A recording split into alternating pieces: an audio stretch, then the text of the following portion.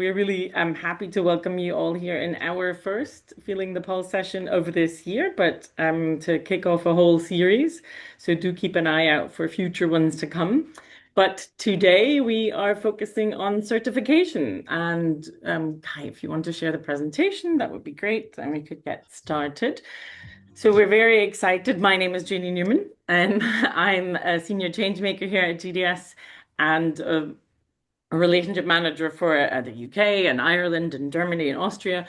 But also, I'm particularly excited about being here because in my previous life, I was working at Visit Scotland and also at Green Tourism, a certification program. So it's also something kind of dear to my heart and that I'm interested in. And we're really excited. Today we have Guy who will set the scene for us around some of the changes that are relevant to certification on the legislation that's really over the last few years, especially in Europe, but by extension also for other regions of the world, has been really kind of pushing that how do we share that we are a sustainable and a credible way.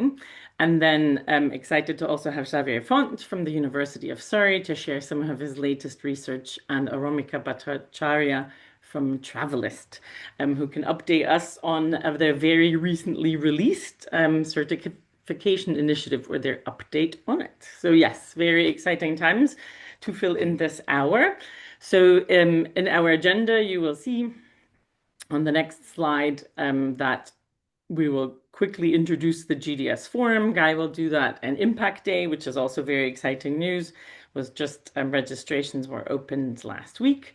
Setting the scene, hearing from Aromica about this certification initiative, and then the new research from Xavier. And we will have some time for questions and answers. Please do, as you hear from everybody, put them in the chat. That will also be helpful later. We'll pick some questions out. You can also raise your hand and speak and ask your questions, but please do put that in the chat as you go along. Feel free to share your name and where you're joining us today as well in the chat. As you will have seen, the session is recorded. The recording will be shared with you afterwards, as will the slides from all the participants. And if you want to say something, please raise your hand and feel free to react with your reactions on Zoom. Great. Can I hand over to Guy to kick this off and share our great news about the forum? Thank you very much, Janie. Thanks for kicking us off, and thanks to our speakers for joining us and everyone else who's turned up. As always, this is a collective event, so please do ask questions and start a debate. There's many of you who know a lot about what we're talking to about today, so please, looking forward to that. So you may have noticed we had a little bit of music starting, which was Jack Johnson, Better Together, and that is the theme of our GDS-Forum and Impact Day. We think that the world is a little bit separated in some places at the moment, and certain individuals are trying to separate us. So we think Better Together is a great theme. Better Together is about residents working with destination professionals, working with industry in your cities, in your regions, in your countries. Better Together is us working between destinations. Better Together is us working between countries. Better Together is us all coming together to share our knowledge. So we're really excited to bring this. This is our third time we would do it. This year we are going to the wonderful city of Szczecin. Szczecin is I would even say it's second, third city. It's the fifth largest city in Poland. It's a wonderful place that is really starting its tourism and events journey in many, many ways. It's definitely not advanced like Krakow or Warsaw or other places. And they came to us and they asked us if we could bring the event to them, because they want to use this event and the people coming to it to really accelerate the regeneration of their city, how their city works, and how to bring events to their city to catalyze change. So it's going to be in June. It is a maybe even be a 4-day event before the time we finish it, 16th, 17th, and 18th. So that's a Tuesday to a Thursday.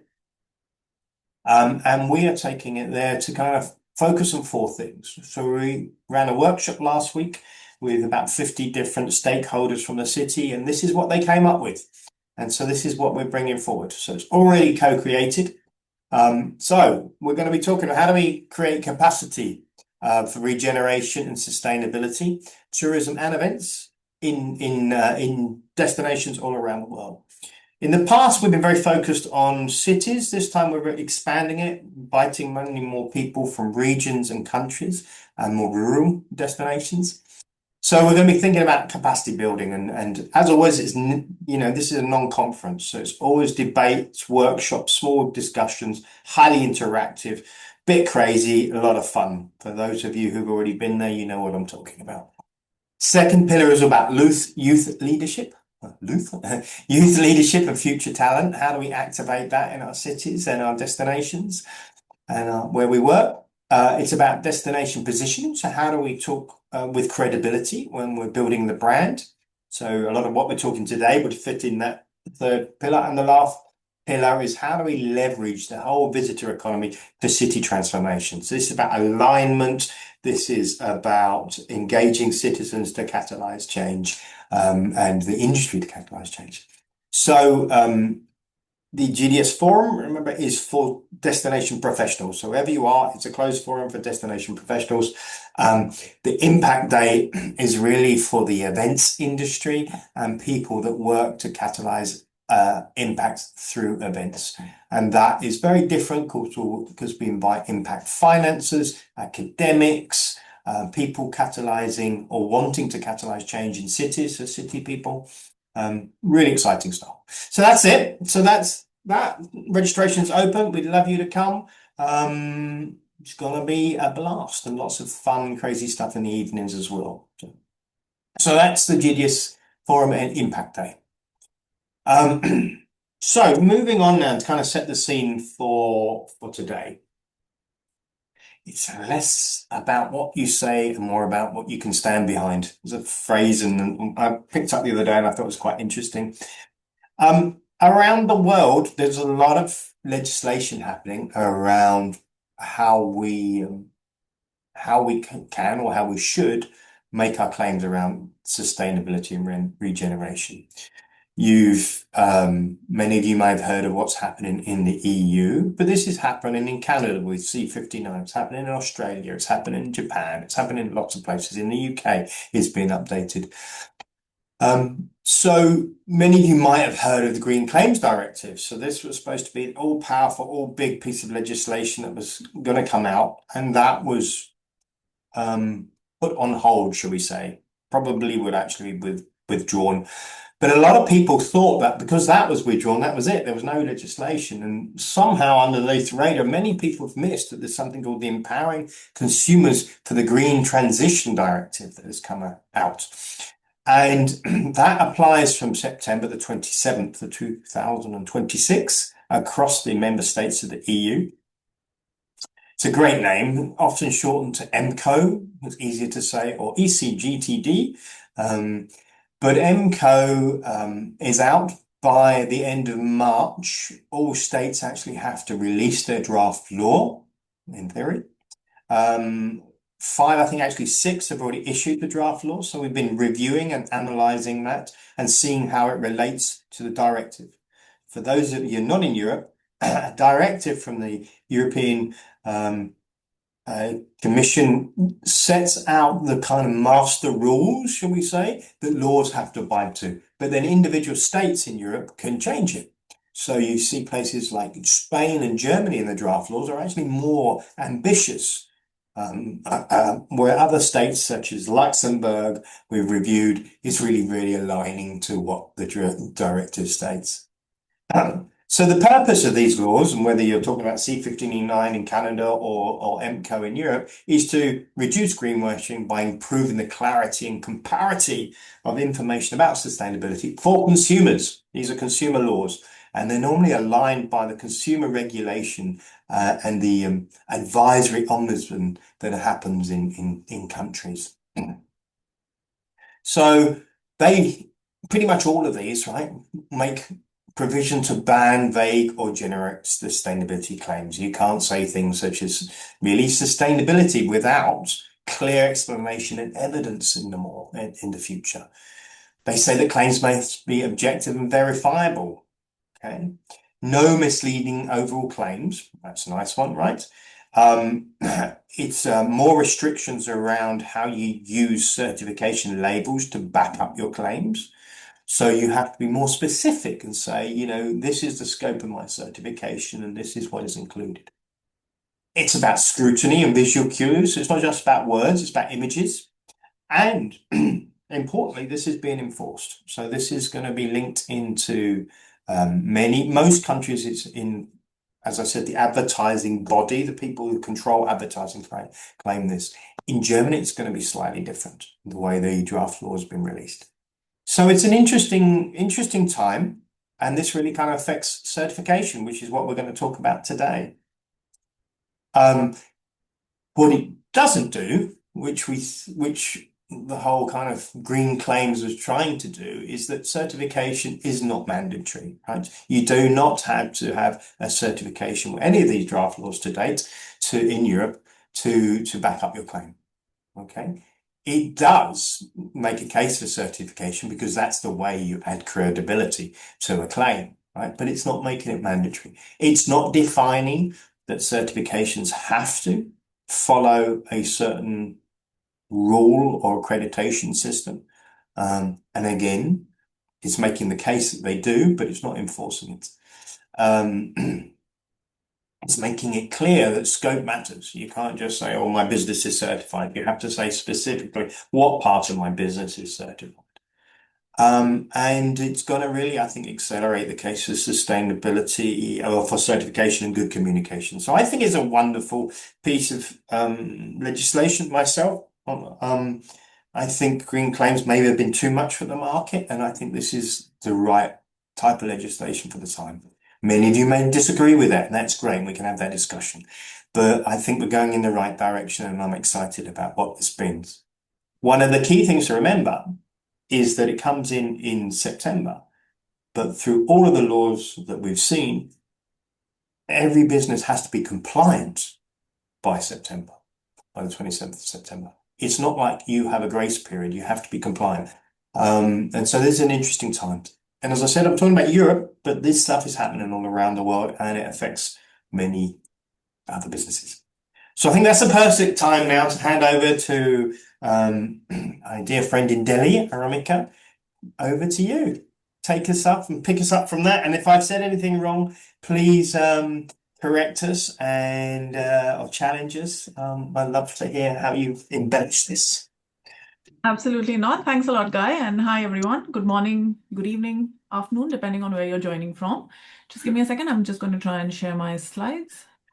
We've got people from New Zealand joining us as well. So it's very good nights there. Eh? Well then, well then, yes. Good evening or a very good late evening to all of you. Please tell me if you can see my slides. Clear? Yes, perfect. Okay, perfect. Thank you so much. Well, hi everyone. Again, my name is Aromica. I am the data strategy lead at Travalyst and also leading on the certifications initiative. I'm joining you from New Delhi, as Guy was mentioning. So for those of you who might not be as familiar with Travalyst as an organization, a very quick introduction to who we are and what we do. So we are a global independent not-for-profit coalition of travel tech companies. So you will see some of the companies that are listed at the bottom of the slide. And what we do with them is we work on a pre-competitive platform to basically make clear, consistent, and compliant sustainability information available to all stakeholders. So that is the work that we do, and that is the reason why our work with certifications.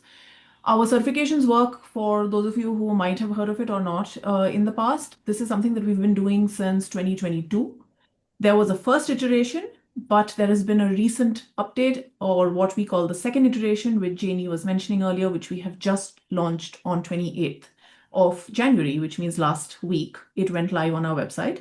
So please do go in and have a look at everything that's up and available over there. But of course, I'll take you through all of the important aspects over here. And if you have any questions, then at the end of this session, I'll be very happy to answer them.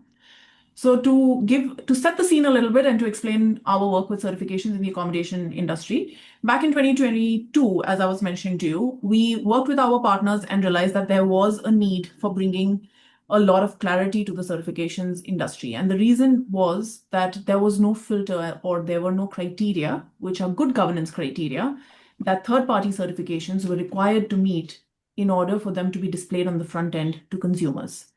Now, there are two things over here that I said which are really important, which I'll just pause on very slightly, which is the criteria that was set even in our first iteration, but also in our second, are all good governance criteria. So which means when you're looking at a third-party certification and the criteria that a certification requires a hotel or an accommodation provider to meet, there are two types of criteria in it. One, the good governance, which means the fact that you are bringing in transparency in the standards that you meet, or that you are third-party audited, so therefore operational side of things. And the other is basically the criteria that are meant to measure your sustainability practices. So therefore the sustainability criteria, which is the other bucket. Our work has always been around good governance, and more on that very soon. But the reason why I wanted to spend a little bit time here is because whether in our first iteration or in our second iteration, what has been really important is that we bring clarity around what are these good governance criteria that third-party certification is required to meet. So this was what we did earlier as well. And as Guy was mentioning, we have very recently aligned with the the Empowering Consumers for Green Transition Directive, or what we call the ECGT as acronym. And the reason why we're doing this is because this regulation or this directive, which is entering into application on 27th of September in the EU, is setting criteria which are good governance criteria for certifications to meet. So to build on everything that Guy said, what is it that ECGT is doing and why is it important to certifications? So what it is basically doing is that it is mandating that certification schemes that want to display sustainability labels to the consumer. So which means as a scheme, if you're putting a badge or a label in front of a consumer, you have to first ensure that you meet a certain list of criteria.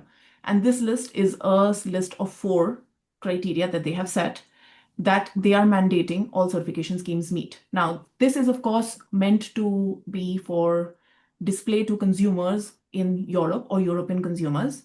But we know that this is going to have an impact globally, because if as a certification scheme, you want to list your label on platforms which are global, then you will need to meet these criteria. So that is what it is doing. The deadline is 27th of September for its application, which means by that time, all stakeholders are required to know that this is mandated by law. So that's the most important piece. It builds on the same principles. So it's building on the same principles of transparency and stakeholder consultation and third-party auditing, very much what we were doing in the first iteration, and also in our second iteration. And as I was talking about the impact globally. So the question I know that we will all have is the role that Travalyst is playing in this. We know that this is going to become law in the EU. And we know that in the member states, this is going to enter into application very soon. As Guy was mentioning, 5 states have already published their draft laws. So what is it that Travalyst is trying to do? So what Travalyst is trying to do with this particular law is first that we have updated the criteria that all certifications on the Travalyst list need to meet. So our previous set of criteria have been replaced with the ECGT criteria, which means we reflect 100% exactly what the law is requiring. That's number one. And what we do is try and bring transparency to all industry stakeholders, including destinations, our partners, accommodation providers, all different stakeholders, so that everybody has visibility of which schemes meet these criteria. Now, why is that important? The reason why it is important is because those are the schemes that are suitable for display on the front end or to consumers. So what we have done, or what you will see on your screen over here, is what we are calling the mechanism. And as a part of the mechanism, what we have done is made available certain lists of documents. So there is a complete overview of what we are doing and what our approach is. That's available on our website. Please do have a look at that. But there is, very importantly, a declaration form. So what we have done is developed a declaration form together with our partners, but also industry stakeholders. So we had an extensive industry stakeholder consultation that took place in 2025, in the second bit of 2025. And what the declaration form requires is that certification schemes understand exactly what's required of them. So what are the definitions that you're required to meet? What are the criteria that you're required to meet? You self-assess and you declare. We know that the certification schemes, a lot of certification schemes are going to find it difficult to understand what the word of the law is. So what we've also done is work with our legal counsel to make a guidance note available. So that's been made available by WEDA, which is the legal counsel that we work with. That's also publicly available and accessible, and it's accessible to all stakeholders so that we can all understand exactly what the law is requiring. And of course, that's supposed to support the industry in basically understanding first what the law is, but also seeking further legal guidance if you think that's important as a scheme. And all of this is also housed in our data hub in time. So some of you might have heard of our data hub, which is basically an open access platform for sustainability information. So what we have done in December is invited certification schemes to or given them a heads up, let's say, to basically tell them that this is what is getting launched and that they are being invited to provide their supply data to be ingested into our data hub and then made openly accessible. So that's in a nutshell what our second iteration is. Please go in and have a look. We know that we have got a lot of questions. I'm going to go over this very quickly, but I'm happy to answer any questions later, which is how we have evolved. So in the first iteration, we had set the list of 3 criteria as a coalition together with our stakeholders, and it was validated by our independent advisory group. And at that time, we were requiring certifications to actually provide proof of evidence that they were meeting the criteria. We no longer do that. So we are not assessing, as an organization, we do not assess or we do not review compliance. We only provide visibility of who is declaring themselves to be compliant. So that's a really important point. And that we have a list currently which is available of 60 certifications, standards, and other entities that were meeting the first list of criteria that will now get replaced by what will be the second list. So that is yet to come. So you will read more about it online. And how this will benefit. So this benefits a wide host of stakeholders. I'm happy to speak about like specific cases over here, but very quickly, as I was mentioning earlier, it basically gives you visibility of which are the certification schemes that are suitable to be displayed to the European consumer, but to the consumer in general. So if online as a platform, you need to display it and display your sustainability label, then as a hotel, you have visibility of which schemes are actually meeting this requirement, and therefore which are the schemes that you should be choosing as a hotel, for example, if you do want to be displayed for your sustainability practices. And then it also gives the policymakers access to understanding how this law is being implemented. So to take a step back, ECGT is not specific to any industry. It is sector agnostic. So which means it applies across all industries. We are applying it to accommodation as Travalyst, and by adopting it under our criteria. But we are also going back to the same policymakers, giving them insight into how this is being implemented and which are the challenges that, for example, schemes are facing in meeting these criteria. So that it gives them visibility, but ultimately it is the consumers that benefit from the availability of clear, consistent, and compliant information. So that is our second iteration in a nutshell. I'm now going to pause and look forward to the questions which will come later. I hope that was a good introduction. And over back to you, Janie, for what Xavier will share with us in terms of challenges with certifications. Thank you very much, Aromica. I think it's really, really interesting to see what Travalyst is doing and also the evolution over time, like you said, influenced by the kind of the market, but also that legal landscape. And I think it's really interesting that in the absence of that green claims rule book around certification that everybody was kind of expecting, the rules or the guidelines that you're setting out aligned with EMCO are really important. And I think, and it's such a driver, commercial driver, because just in case anybody isn't aware, obviously the certification initiative that Travalyst sets out for its coalition influences what Booking.com, what Expedia, what Google shows as sustainably certified on their website. So that is a big commercial driver. And just recently speaking to a certification program, they said that, their members are like, you need to adhere to Travalyst rules because this is a big important piece why we have certification. So yes, really interesting to kind of define that what is acceptable certification, and maybe in the questions we can see like what you expect, how that list of 60 certifications will be affected, right? And who can comply with some of those new criteria. But now I'm happy to hand over to Xavier, who is an expert on certification, but in his one of his most recent pieces of research has really looked at what is the uptake of certification, who has it, and who can promote it, and if certification is an ever more important part at underpinning your sustainability story, what kind of effect may that have on the story that gets told down the line? Xavier. Okay, thank you very much. So the presentation I'm going to show you now continues from what we've just seen. At the end of my presentation, you'll have two QR codes, and I think probably in the chat I'll share a link to the two studies that I'm talking about. So essentially, it's two different studies that I have produced recently, and I think are very relevant to the work we're looking at today. The first study, it talks about the inaccessibility of certification for small firms. This is not new, but obviously with the new legislation coming in, this has more importance than ever before, because if the only way in which you'll be able to make sustainability claims is through being certified, and if through the online travel agents and other portals will require that as a way of you making those claims, then that puts small firms at a great disadvantage. So just like Janie was saying, you will see the certifications in Booking, in Expedia, in Google searches, and increasingly many other locations. The research we did looked at data from more than 82,000 hotels across 27 countries, essentially with straight data from the Booking.com website. Booking is not part of the study. This is done entirely independently from them, and the results I'm presenting today are not endorsed by Booking. These are independent academic work. What we did is we looked at the research across two different points in time, in end of 2023 and the end of 2024. And of the hotels that displayed certification in the Booking website, these were the certification programs that were most prominent at the time. So you can see the Green Key has the biggest market share, then there are many other certifications you recognize, and then some of the ones that you do recognize actually don't make it to the list because they have less than 3% of the market share in Europe, not in the world. This is European specific research that we have done at this point.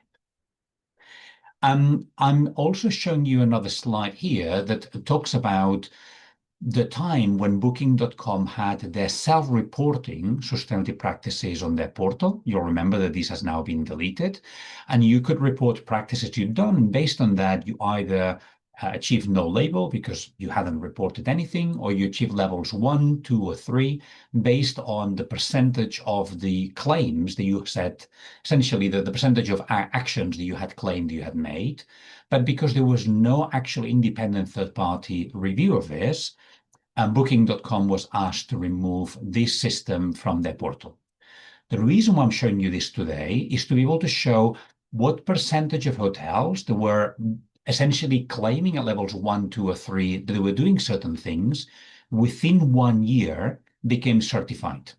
And what we could see is that this self-reporting program became a good stepping stone for hotels to become certified, because 10%, for example, of those that were reporting at level 2 then actually moved on to becoming certified, compared to only 1.1% of the ones that were reporting nothing then became certified.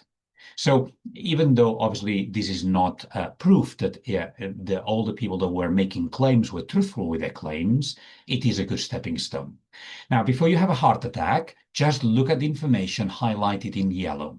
And I'm going to walk you through each one of the elements of this table. The reason why I gave it to you entirely as one table is in case you wanted to take a screenshot and you wanted to use it in some other way. But this table has a lot of data. First thing is the overall data. By November 2024, 9.3% of all the hotels with more than 30 customer reviews on the Booking.com website were certified. There is a long tail of properties with less than 30 customer satisfaction reviews in Booking, typically smaller properties, and also they're more likely to not be certified. So this is already a subset, but we're looking at 82,000 properties. Right? Mostly hotels. Some of them were non-hotels, were self-catering properties, but had self-categorized themselves as hotels. Okay. The important thing here is, even though only 9.3% of them were certified, in the next column we are saying actually 46.9% of all these properties were reporting in October 2023 practices.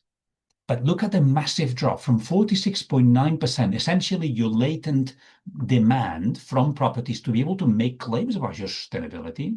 This is how many people want to tell the world what we are doing. Actually, then we go only to 9.3%, the ones that actually convert into making the effort of being certified. And who is doing it and who's not doing it? The single biggest differentiation here is whether you are part of a chain or you're not part of a chain. So if you're not part of a chain, 3.9% of properties in Booking are certified, whereas 36.2% are certified. And you can see in the last column that the increase of non-chain hotels that became certified in this last 1 year period from October 2023 to November 2024 was only 1.3%. But actually the percentage, the uplift in chain hotels was 13.1%. And yet, when we compare the difference between chain and non-chain properties, there were self-reporting practices when Booking.com allowed you to do this. Look, it was 45% versus 56%. Not that different compared to then how this converted into certified or non-certified. If we look at hotel category, the difference is less pronounced, but it's still there, right? So if you are a low or medium hotel category, you're only at 4 or 4.8% likely of being certified. If you're a high hotel category, 16.8%. Essentially, what this means, a lot of properties that will be high hotel category are not members of a chain. Okay. If we look at it based on size, in not hotel category in terms of number of stars, but in terms of size, again, the larger properties, which we assume are the properties that have got more customer reviews, are the ones that are also more likely to become certified, 20%, 20.5%. Whereas the smaller you are, the less likely you are to become certified, 2.2% for the smaller properties.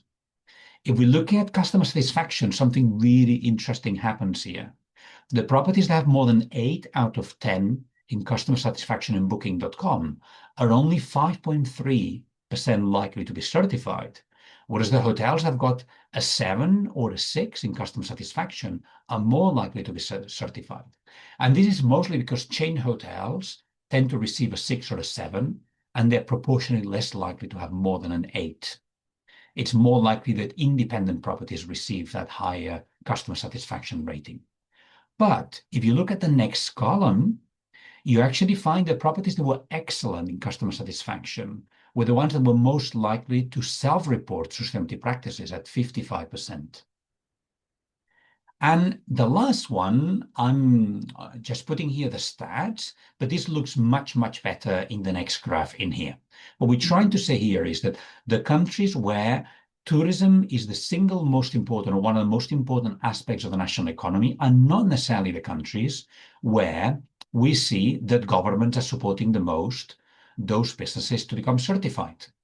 So look at the graph in here, and I'm very aware that in our 27 countries, we haven't covered every European country. For some strange reason, we missed Greece and we missed Norway when we collected the data and we couldn't go back and do it again, okay?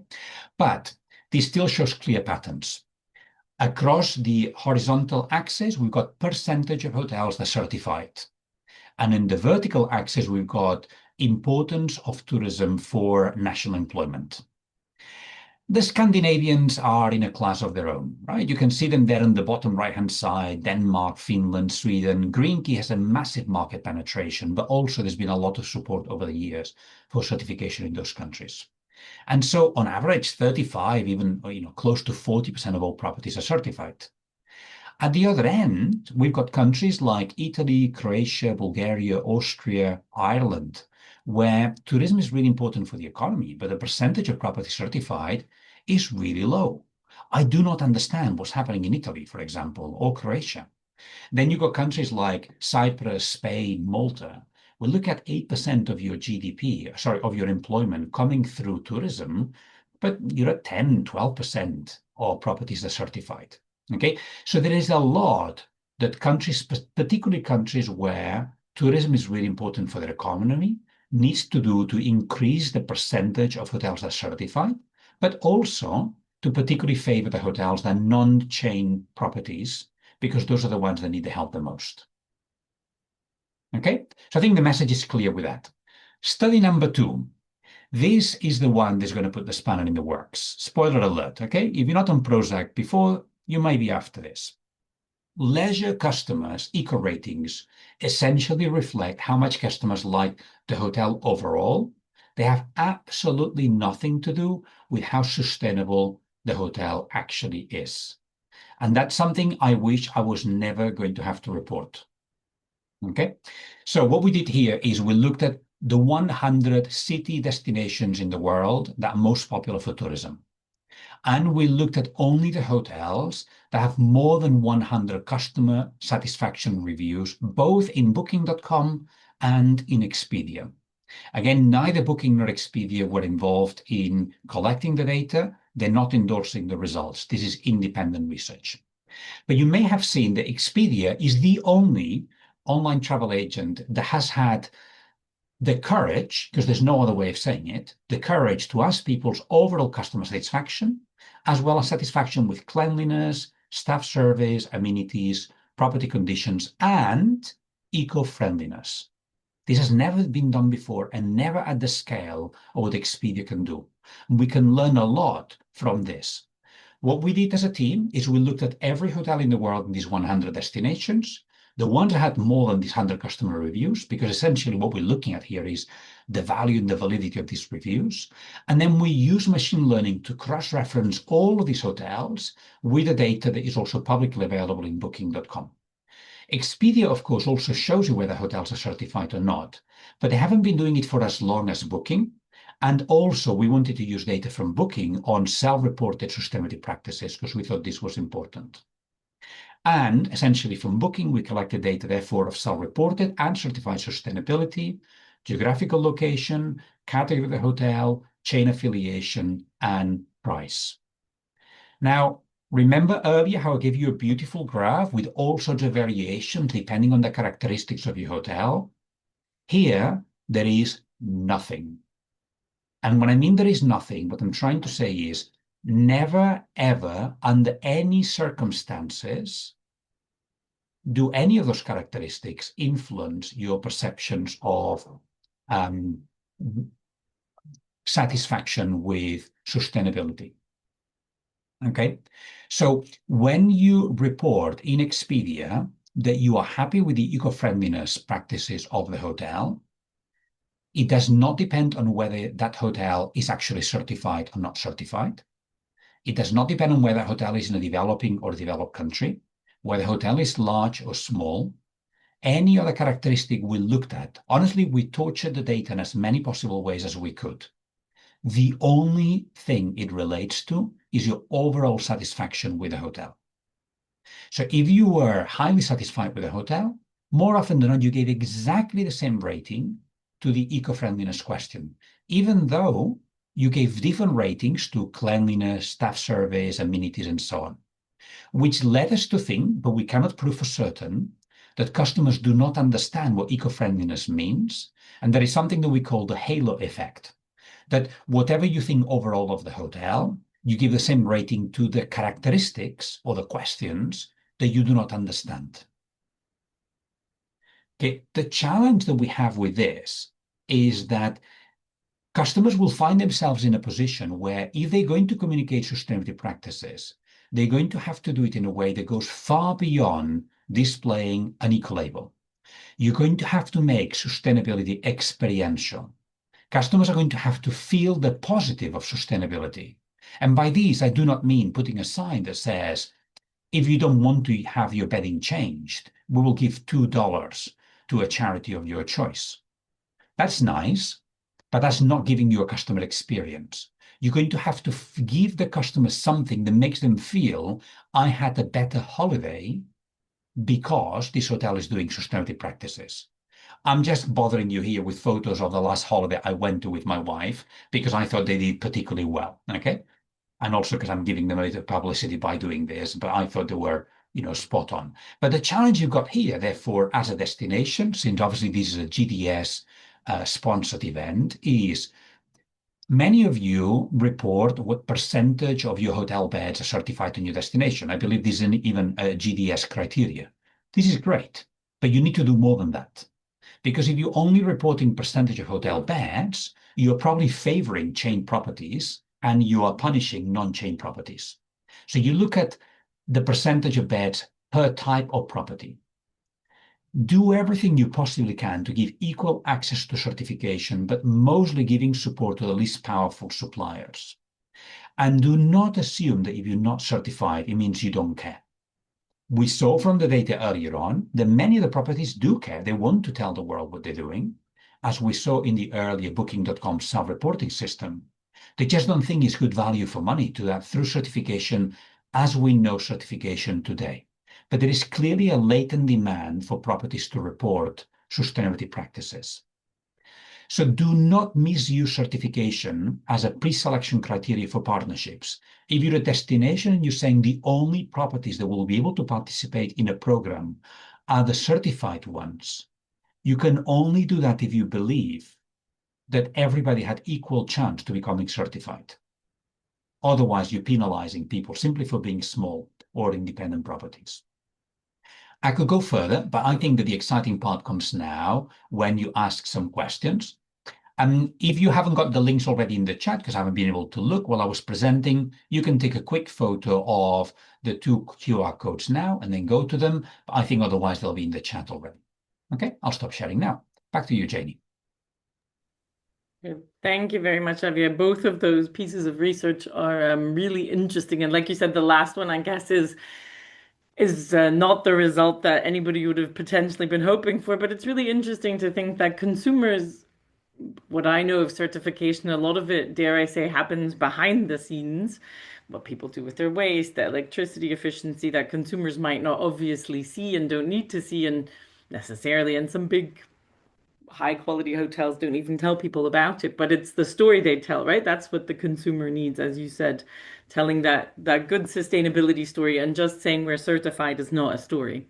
That's right. Right? That's what will potentially back up your story if somebody says, "Are you greenwashing?" And then you can say, "Right, well, no, we have certification and somebody's checked this." But so really there's a need for all of us, for individual businesses need more support in telling that story, even if you don't have certification, in a credible way, but also as destinations. I think the first thing also is, if the more destinations, like you said, say we will only promote or use certified businesses to tell our story, and if only big chain hotels have certification, then everybody's story will kind of sound the same, right? It has a real impact on the sustainability story you can tell or you tell. So, and that And support. this also depends on what, look, if we look at the criteria that we've used for certification for way too long, they are boring. Look at those criteria, right? I minimize my waste whenever possible.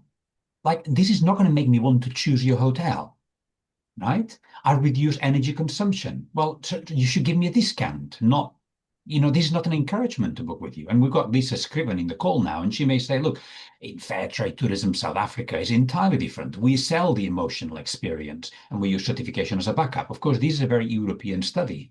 But if we keep focusing on the criteria and then we communicate them to customers as if the customers were environmental auditors, they're not. They're going on holiday. They want to have a good time. So look at every sustainability claim and try to preempt it by the words such as, you're going to have a better holiday because ... and then your sustainability claim, right? And if the sustainability claim cannot go together with that initial sentence of you will have a better holiday, it'll be more memorable. You'll discover the real Botswana or the real Italy or the real Norway or the real New Zealand, since we heard somebody was here. You know what I mean? Like, there has to be a much more compelling message. And the way certification has been designed is for due diligence. It's not really for enhancing customer experience. No, it's funny. I guess the initial thoughts is that certification will make it easier for customers to choose, but really ultimately it's a business tool, internal kind of, to manage efficiencies, potentially those things, and it's not well, dare I say, failed, but it's not done a great job at engaging the customer on certification, or businesses haven't had the skills to use it to tell their story well and focus too much on that certification piece. But as we know, with the, and certification isn't the only thing. You don't have to be certified to tell a sustainable story under the new legislation. You just have to be careful of what you say. It can't be the broad statements on we're sustainable, but it can be we're becoming more and more efficient every year by X, something, but that helps. So it's combining what can you stand behind that's not a boring figure, but that the customer can kind of engage in. That's right. And there's a comment in the chat from Lisa saying, what if it were different? So Lisa, essentially, we look specifically at environmental claims, not only because this is the data we're working with, and because that's what was there available, but also because the MCO is mostly looking at green claims, is not looking at claims about the social or the economic impacts of tourism, but it's mostly focusing on environmental claims. And the reason why we also wanted to look at this is because whenever we see surveys of customers being asked, do you care about the planet? Everybody says yes. Come on, it's like being asked a survey, do you think you're a good son or daughter? Or do you think you're a good parent? Nobody's going to answer no. I think I'm a terrible son. Like, come on. But then, actions are louder than words, right? So that's where we wanted to use independently available data published in a public site that is as visible as Expedia or Booking.com. Great. We did have some other questions here. From Femke was saying that whether DMOs, from a destination perspective, and I think that also speaks to Guy had a question for Aromica to see right now. Obviously, a big focus is on hotel certification, but what destinations can say. So Femke's question, whether a DMO can still say that choosing destination X is a sustainable choice when they have a destination level certification. So I think that probably is a little bit too broad, but I don't know. So Janie, essentially the MCO is applicable to businesses, not to public sector claims. Interestingly, there is an assumption that the public sector knows what they're doing and they're not deliberately going to be misleading customers. I'm going to actually challenge you that. I've been going through all of the law and done a lot of work with our lawyers on this, and it affects public institutions as well. It's not just businesses, and that's the big difference that we've come across. How is that enforced? Who knows, right? Yeah. But this has been a really big difference, and we really thought it wouldn't affect destinations because they're public organizations. But looking at the 5, we've only looked at 5 of the individual laws. They cover public institutions too. I'd love to see a Ministry of Environment suing a Ministry of Tourism. I see that very unlikely. Maybe they'll have a quiet word, but I can't see them. Yeah. But I think there was a question there that said, can you say we're a sustainable destination because we have green destinations? Well, you can't say that. No, you can't. You can't say that anymore. You can say, what would you say? You can say, destination X is certified by Green Destinations for its sustainable management governance.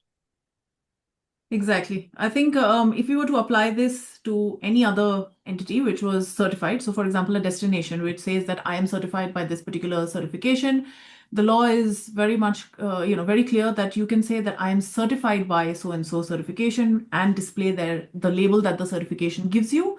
But as you were showing, Guy, in your slide, which I think where you said, all of the generic claims that you can't make. So you can no longer say that I am eco-friendly or I am sustainable, whether you're a destination or whether you're a hotel or whether you're any entity, you're not supposed to be making generic claims. And that goes to, why the green claims had come in conjunction. So just to give a little bit of context, the green claims was actually supposed to say how you could actually substantiate any claims you were making. So which means if you were saying that, okay, I am saving 10%, I don't know, of water, for example, giving a very, random example over here, of course. But if you were saying something like that, then green claims was telling you how you could actually make such a claim and what you needed to, substantiate such a claim. But we know that green claims is now paused. So within the empowering consumers, what you can do is you can choose a certification that meets the criteria to say that you have been certified for this particular aspect. but you certainly can't make generic claims. And that's also the reason why on the front end and on the display or on partner platforms, you will see that they are using certifications as a filter for sustainability information, because that is very clear on what you can use and what you can say. But the moment you come to environmental claims or even social claims, how you substantiate is still a very big question. And therefore, how you. But I Yeah. think we're all getting our knickers in a twist here, right? Like the advertising legislation has always said you cannot make any claims in your advert you cannot substantiate. Yeah. So you cannot say, I have a swimming pool if you don't have a swimming pool, right? So why are we now getting all hot and bothered about if I make an environmental claim, I need to substantiate it? Every single claim you make to a customer, you need to be able to prove it, no matter what the topic is, right? And on that basis, if in doubt, go back to advertising standards to find out how do you substantiate any claim that you make. Well said. Well said. I think for us in the obviously in the GDS index, right? So we've had a bit challenging with destinations using it. Go, I'm the most sustainable destination in the world because I'm number 3. So we have to work a lot with people using the index to say, no, we are number 3, and this is what that means, So there's a little bit of education we're going to have to do with destinations using the GDS index to get this right. We actually started this a couple of years ago, but we need to get a bit better on that. Tim had a question. Yeah, quickie, Xavier, back to your comment about actually do focus on the experiential aspects of delivering sustainability. Don't just sort of make virtue signaling claims. Talking to some operators at the moment, and we're working on practicalities around carbon calculation, and actually talking to your colleagues at Travalyst. One of the things that's come up is the need for sort of metadata that describes what you're talking about. So the certification itself is, okay, fine, you're certified, but tell me what you do. And that is relevant in 2 places. One, at time of sale. So this is thinking about operators who are, I've got these 8,000 properties I can work with, and they're talking to clients who are assembling a holiday, if you like. They need live data, and they've created in-house systems which are really cumbersome to make, but they're amazing once they're there, which say, actually, what's cool about this place, it's got 300,000 bees on the roof, and they do this and they do that. So it's got some story. And that's really what's driving a lot of, from what I can see, business decision-making around booking. The fact that it's certified isn't what's driving that decision at all. And the same goes for production. So you say, right, I've got to find a hotel in this location. Which one am I choosing? Certification's not there as a criteria much for that reason. And I think it's, this is a very live issue because people are trying to do a conscientious job of matching product with promise. Certification's not helping them with that. 100%, I fully agree with you, Tim. So what we are seeing, I would go further and say, don't even try to communicate sustainability, but actually find a way in which the many, many sustainability actions you're putting in place that will have the customer benefit can be felt during the customer stay, with a view to increasing the customer satisfaction rating you'll get from that customer left in public sites like Google reviews, Booking, and so on, or the reviews back to the tour operator you've traveled with. Because if you ask a hotel, how much money will you make extra by increasing your Google satisfaction from 7.9 to 8.2, Booking.com can pretty much tell you what will be the additional revenue and how that's going to affect the algorithm. So basically what you're saying is invest money into the visibility and the customer experiential parts of your sustainability practices in a way that can then increase that customer satisfaction. And at your property, you have much more flexibility as to how you'll communicate it. And this is where small firms have a massive advantage over the corporate organizations, because they can work much more with trial and error, and the risk of them over-communicating or miscommunicating is much, much smaller than for a corporation to do that. I do a whole 4-hour webinar on that. Okay, so if you're interested in this at some point, I'm sure the GDS can organize one of these for you guys. That's great. And I think I mean, it was always important the story you tell, but I think that's kind of maybe the equalizer. And like you said, smaller business have an opportunity there where they might not be showing up in the certification piece as much, but that everybody needs to get better at telling that engaging story and sharing the details and kind of the things that the customers are interested in, but that they can stand behind, as we said before. Great. We have another quick question for Xavier. So it's really about giving the difficulties that you mentioned accessing certification. How can you suggest to ensure due diligence or good practice across the piece, even for kind of small businesses and smaller accommodations, I guess? Well, so my question would be, should you even bother?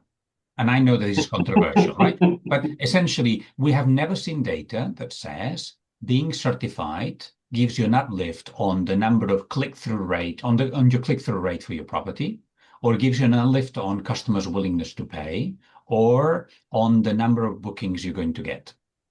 So for as long as the OTAs cannot prove the certification has a commercial value, you may actually think of it as one of the many things you could spend your time and money on, but there's an opportunity cost. You could also be doing other things. So I think it's for the OTAs to be able to prove to everybody, including the certification programs, what is the value of certification in their online platforms. Okay? Have you noticed, if we don't have that data, for me, that's suspicious. Well, but hopefully it'll be interesting. Maybe, well, Aromica, we'll have you back here in a year or two, and you can have some more data for us, potentially to show that certified businesses get more booking. Great. I am conscious. And I just want to add, that's I don't 100% agree with that, and neither does the whole of the GDS. But that's the beautiful point of us coming together to look at different perspectives, because there's a lot of truth to what Xavier says, but I think there's another part to it, which we will continue in the next conversation and the next work we do, which I think, Janie, you're just about to introduce. Yes. Great. So just to wrap up, we wanted to share a little bit about what we're doing at GDS-Movement in light of many of the things that we've spoken about. So as you may be aware, we published a destination guide to EU sustainability regulations last year, which now that some things are clearer, we will definitely update, and we're looking to release that update in kind of March, April time to make sure that everybody's kind of more aligned and has that advice and support. Then, as Guy mentioned, we're also looking to really help guide our destinations, the index destinations, a bit more on how they can communicate their results. So the 2026 GDS Index will kick off in 4 weeks' time. God, time flies. But the results will be out in late September, October, when the legislation has come into force. So we really want to make sure that everybody is very specific about what they can communicate. And those are loads of wonderful things that you can say. Clearly in our index we do, and be that the GDS, the regular index, regional index, any other things that where we're looking for certification as a marker for the journey that the businesses are on. So we will have to review which certification we accept, if that fulfill those certain criteria that are especially around the third party certification. So that's a piece of work that we will be doing for 2026. We will do some minor updates, but generally stick with what we've had in the past. But there will be likely some big changes for next year.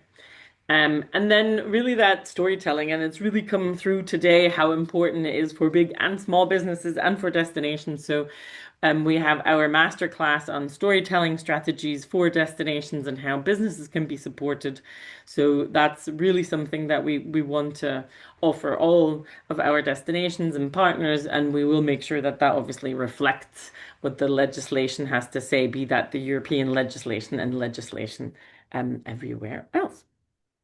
So those are kind of some of the quick updates. Again, as a reminder, please do check out our Forum and Impact Day website and sign up. We'd be excited to see everybody there. and really take some of those great ideas that Guy shared earlier forward.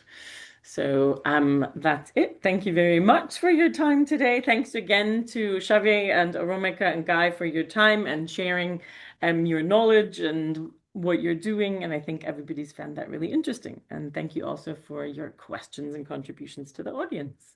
And see you again sometime soon.